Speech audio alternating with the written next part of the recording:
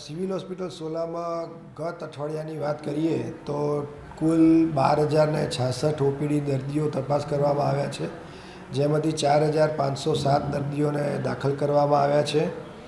Specific આઈડીએસપી પ્રમાણે ડિસીઝનું વર્ગીકરણ કરીએ તો ડેન્ગ્યુનો કોઈ પોઝિટિવ કેસ જોવા મળ્યો નથી, મેલેરિયાનો પણ કોઈ કેસ જોવા મળ્યો નથી, ચિકનગુનિયાનો પણ કોઈ કેસ પોઝિટિવ જોવા મળેલ નથી.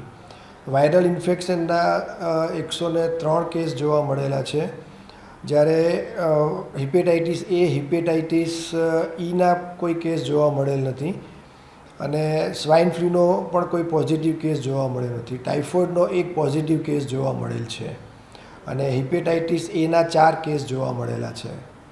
આમ એકંદરે કુલ 12,066ની ઓપીડી ગત વીકની અંદર સોલા સિવિલ હોસ્પિટલ ખાતે નોંધાયેલ છે. અત્યારે હાલ બેવડી ઋતુ ચાલી રહી છે, તો લોકોએ શું ધ્યાન રાખવું જોઈએ?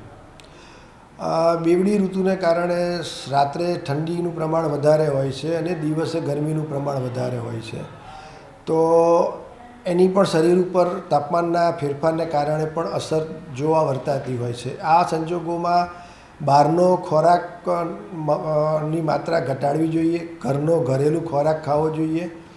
ઠંડીની ઋતુ સામે પોતાના પ્રિકોશન્સ જે લેવાના થતા હોય એ પ્રિકોશન્સ પણ ઠંડીની ઋતુ સામેના લેવા જોઈએ અને દિવસ દરમિયાન તાત્કાલિક પ્રમાણે એસી કે એ બધું અત્યારે ચાલુ કરવાની જરૂરિયાત રહેતી નથી.